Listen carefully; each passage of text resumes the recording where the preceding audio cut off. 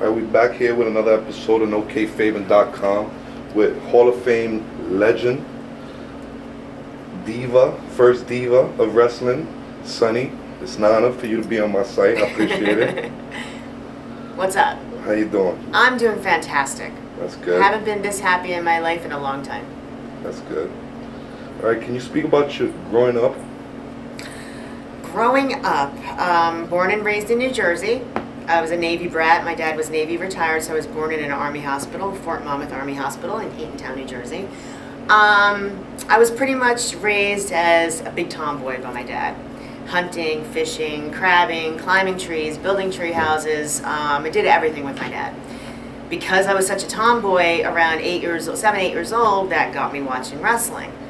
So I have to admit, yes, I was the biggest wrestling fan in the world, the biggest Hulkamaniac. Hulk Hogan and Ricky the Dragon Steamboat were like, gods to me back then. So, I grew up, middle-class family, 2 sisters and a brother, much older. When I was born, they were 19, 17, and 16. So they were pretty much getting out of the house as I was born and, in my early years. So I was pretty much raised like an only child, so I was spoiled rotten. You name it, anything I wanted, I got. Yeah. And like I said, I was daddy's little girl, did everything with him. I went to wrestling shows all the time. Actually, my mom and my sister started taking me to the wrestling shows. And, I did the same thing that every wrestling fan out there does. I used to go to the shows. I used to get autographs and pictures with these guys. And I was in my glory. It was just the most amazing thing in the world. Around 13, 14 years old, puberty hit, and I kind of stopped watching wrestling so much, became a cheerleader, was a little bit more feminine then instead of being a tomboy all the time. And then in my senior year of high school, it was the last month of senior year, June 1990, I met Chris Candido.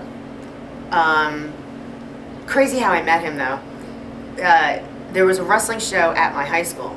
And my sister was friends with a guy who was going to be the timekeeper, bell ringer, whatsoever. So he called her and said, I'm going to be in town. Why don't you come over and watch the show? And she asked me if I wanted to go. I was like, I'm not into this stuff anymore. It's no big deal. She's like, come on, you haven't seen Elliot in a long time. I'm like, all right, I'll go. So I go to my high school gym. Show's starting, show's going on. And I'm just sitting there. I'm like, do I have to be here?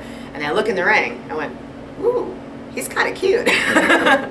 It was Chris Candido against Johnny Hotbody, and I wasn't looking at Johnny Hotbody. I was looking at Chris, and I just hung around after the after the show. And I was captain of the cheerleading team. I was Miss Popular, No Fear, Miss Social Butterfly. So I'm thinking to myself, okay, what's a good line so I can meet this guy? So just like any other person in the building, as he's walking out carrying his wrestling gear, I said, hey, can I have your autograph? I was real slick. So he signs his name, writes something else, gives it to me and leaves. Put his phone number. So I was like, okay, this is easier than I thought. We just started talking, and one thing led to another. I found out he wasn't just a wrestler, just starting out his career. He was still a senior in high school. And we started dating, and that was the end of it. That was the beginning of the fairy tale. You went into my next 2 questions without me. I'm good at that. All right, so you did watch wrestling as a kid? Yes. Because of your father, you said, right? Well, my father made me the tomboy that was into all that kind of stuff. Okay. But actually my neighbor, Joseph, we kind of grew up together since birth. He was watching, so I started watching with him. And so what grade you was in when you met Chris? A senior year in high school. It was the last month. It was 1 month before graduation. All right. A lot of people speak highly of Chris as a performer and as a person. Mm-hmm. What was it about him that made people love him so much? I don't want to cry. I always cry when I talk about him. Not only one of the most talented people to ever step in the ring, most underrated person to ever step in the ring, but he was very humble, very gracious and very humble. One of the nicest guys you'll ever meet. He did have a temper at times, but it never came out unless it really had to come out. Got along with everyone, would do anything in the ring to help somebody else look, better than they could ever look. I've seen him in the ring with people who are horrible. They suck beyond belief, and he actually makes them look good in there. He just had this talent, this God-given talent that not a lot of people have. Yeah. And if anybody ever knew him, they'll say the same thing. Yeah, you hear nothing but good things said about him in every way, as a person, as a performer. Mm-hmm. So I wanted to ask about him. All right, did you stay in the whole funeral? I heard you speak about it, that his parents wasn't getting along with you or something like that. It was the craziest thing. We were together almost 16 years, okay? That was at the time, because I was 32 when he passed away. He was 33. And so at 32 years old, we were together 16 years. That's half of my life. So for half of my life, all of my adult life, I'm thinking his mom and his dad and his stepmom and stepfather and sisters and brother are like my family. Because we've never had a problem, always got along like we were family. And at the funeral, it's just like everything changed. His mom came up to me and said, "This should be you, not my son." She said that I could, she went off on me, said that I could have prevented it because I didn't bring him to the hospital soon enough. Whereas the doctor in the hospital said with the blood clot, there's nothing anybody could have done. Doesn't matter how soon he got to the hospital, the blood clot still would have gone to his heart, and nobody could have prevented it. Yeah. But all of a sudden, it's said you're not supposed to fly when you get.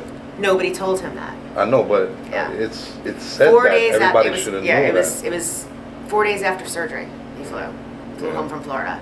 But no, what I mean is that, you know, they should have knew by that that, you know, it wasn't your fault. You know? Well, no, but, and here's the thing too. His dad works in a hospital. His mom works in a doctor's office, but they're still blaming me as if I had, you know, I could have prevented it. They should know, you know, that like. So I haven't spoken to any of them since the funeral. It's so sad. So did you stay in the whole everything, the whole funeral to the end? You said. What's that? Did you stay in the whole funeral? Yeah, I was there. I mean, I left a couple of times with a couple of friends just because, you know, it was hard. But it was insane how many people he drew to his funeral.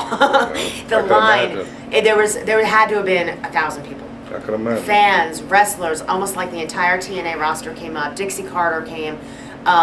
The line was out the door and like wrapped around the building like twice. It was just incredible. And then like throughout the whole time, like the viewings were supposed to be 2 hours. They had to go 4 hours each.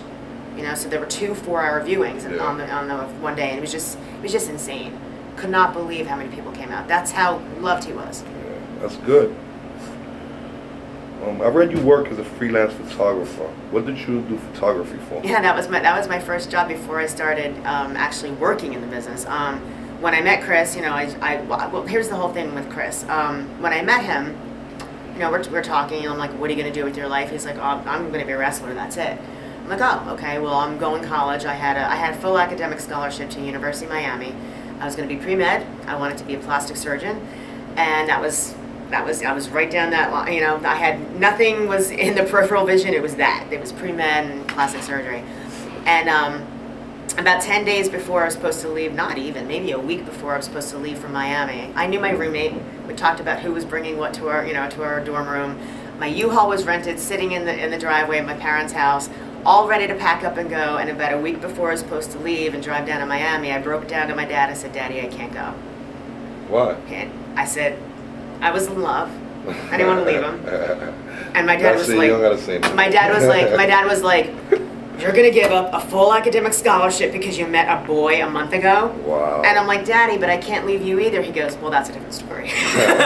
He was actually relieved that his little girl was staying home. So, you know, it all worked out for the best. But, yeah, well, when I first started dating Chris, you know, I wasn't working in the business yet for about 6-8 months, I guess. But I was going to his shows. At every show, and I was just taking pictures and videotaping his matches for his own, you know, just for his own use. Bill After saw some of my pictures somewhere and loved my photography, because I'm actually, I have a vision when it comes to, when the camera's in my hand, I just know what to do. So he saw some of my shots, some action shots, some pose shots, you know, of Chris, and he's like, "Hey, do you want to do freelance?" I'm like, "Sure." So I would go to as many shows as I could, just, you know, shoot ringside and turn in my shots. He would pay me for what he wanted. Oh, really? And, so that's what you was doing photography? Yeah, Wrestling. while I was in college, wow. yeah. So my most famous shot of all time, actually, I was so proud of this. I actually got a centerfold in PWI. It was of Ricky Morton, tarred and feathered. The shot was just perfect. What you mean tarred and feathered? He had feathers all over him? Yeah, tar and feather. It was a tar and feather match. Like the loser gets tarred and feathered. I never heard of that. So there's match. Ricky Morton there with all these feathers stuck to him. You know, I think they use like corn syrup. You know, they're not going to use tar. They use corn syrup, pour it on him, then they put the feathers on him, and you know. I never even heard of that match. I've been watching. Oh, it's a southern thing. It's a southern thing. Yeah. Google it, YouTube it. Yeah, but I am definitely. Yeah, that was my most proud moment is when I was doing photography, is when I had you know, my first centerfold of Ricky Morton. It was cool. All right. Once you got in, how long did it take you to make it to the WWE?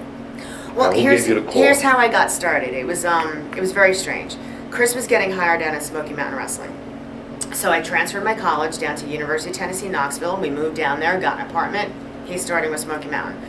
About a month after he started, Jim Cornette, his boss at the time, called us up and said, everything okay? Yeah. Okay. Called us up and said he wanted to take us out to dinner. So we went to this place called Calhoun's on the River. Amazing barbecue down in Knoxville. And, here we are, we're all excited, we're thinking he's going to talk to Chris about his career and stuff like that. So we sit down, we start dinner, Jim Cornette goes, okay, I need a girl. I was like, oh my God, what? What does this, psycho want? He's like, no, just hear me out. Because I know you're in school, I need a girl that can play a northern bitchy college student, be a heel, and just cut promos, wear business suits, I'm supposed to idolize Hillary Clinton, go to like this prestigious college in Massachusetts, just have that whole snob gimmick going. I said, well, I'm from the North, I can be a bitch, and I go to college, it should be easy, He's like, take off of school for 6 months, it's only gonna be 6 months, and then you can go back to school. I said, first of all, I'm not taking off of school for 6 months. I said, I'll go to school, just schedule my classes in the beginning of the week, I'll, do the shows on the weekend. I said, but just 6 months, I'll make a couple of bucks instead of mooching off my dad, because basically my dad was paying for my apartment, my food, you name it, everything, my school, everything. Because I wasn't working, I was just focused on school. So I said, I'll make a couple bucks on the weekend. I went back to registration, scheduled all my classes. Now, a pre-med, schedule is not easy, but I scheduled every one of my classes for Monday, Tuesday, and Wednesday. So you can imagine what my Monday, Tuesdays, and Wednesdays are like. And then on Thursday, Friday, Saturday, and Sunday, I was on the road doing homework in locker rooms, studying in the locker room, studying in the car.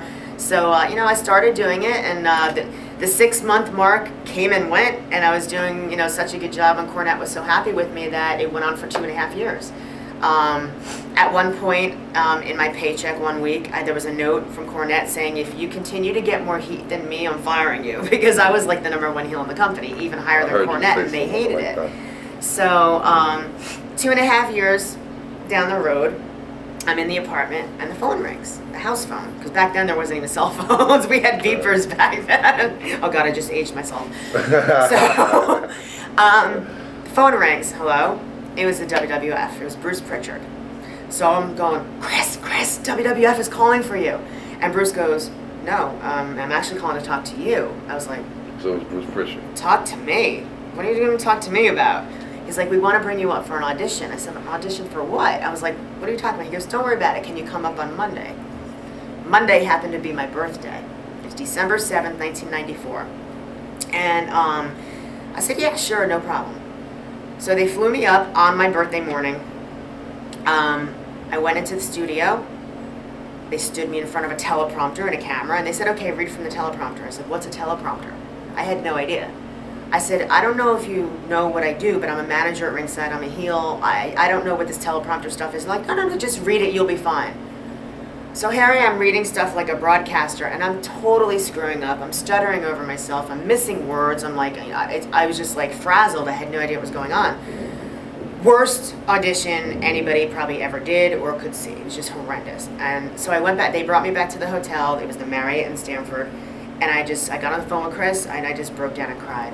I was like, it was horrible, it's the worst birthday ever. I mean, seriously, it was the worst birthday I ever had. And I was like, it's never gonna happen, I'm just gonna put it out of my mind completely, and just, just continue on with school, focus on that, stay with Smoky Mountain for a little bit. And 2 weeks later, the phone rings again, it's Bruce Pritchard. I'm like, what's up, Bruce? He goes, can you start on Monday? I said, start what? He goes, start working. I said, but I was horrible. He's like, you're not as horrible as you thought you were. So that's when they brought me up. That's actually when I had to stop going to school. I had to take off time from school. Monday, Tuesday, and Wednesday, I was in the studio filming the live event news as Tamara Murphy. And then Thursday through Sunday, I was back on the road with Smoky Mountain. So every single week, I'm flying back and forth to Stamford. So that's how I started in the WWF. 6 months later, I was brought in for a meeting with Vince McMahon, and that's when Sonny was born. They put me on the road.